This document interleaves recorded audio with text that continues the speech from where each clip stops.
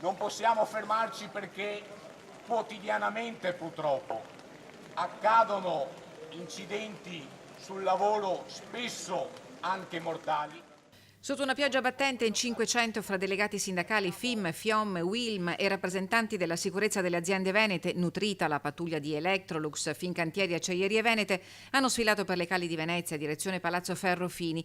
Lì, nella sede del Consiglio regionale del Veneto, il presidio si è protratto per tutta la durata dell'incontro con gli assessori al lavoro Elena Donazzan e alla salute Luca Coletto, perché adesso servono risposte concrete.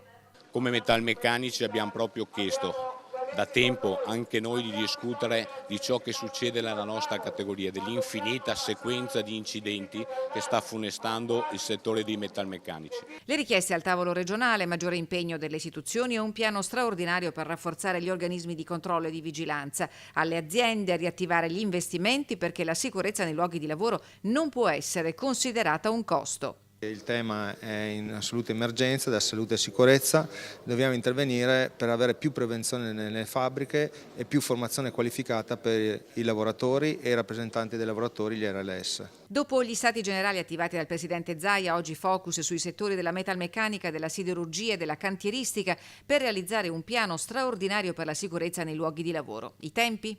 Entro lunedì prossimo il Presidente Zaia ha chiesto a tutte le parti presenti ieri di far pervenire proposte operative e emendative del documento di base che è quello del sindacato. Con questo tavolo di oggi, quindi con il gruppo dei metalmeccanici, noi abbiamo deciso di aprire un tavolo molto operativo e molto tecnico perché vogliamo andare a mirare anche l'obiettivo. Al Ministro del Lavoro Poletti la Regione ha già presentato una proposta che prevede proprio la riorganizzazione in termini numerici degli SPISAL. Di assumere del personale in più, quindi andare a implementare di conseguenza quelli che sono i controlli a garanzia dei lavoratori attraverso l'impiego delle sanzioni che vengono erogate alle aziende. Quindi direi che la proposta potrebbe essere interessante, è stata accettata di buon grado dal Ministro Poletti. Per i sindacati un incontro significativo, tassello della grande mobilitazione che sabato prossimo culminerà con la manifestazione unitaria regionale a Padova.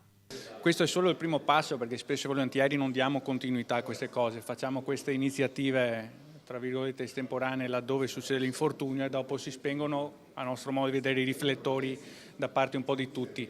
Serve un impegno costante sulla sicurezza, serve cambiare la cultura della sicurezza.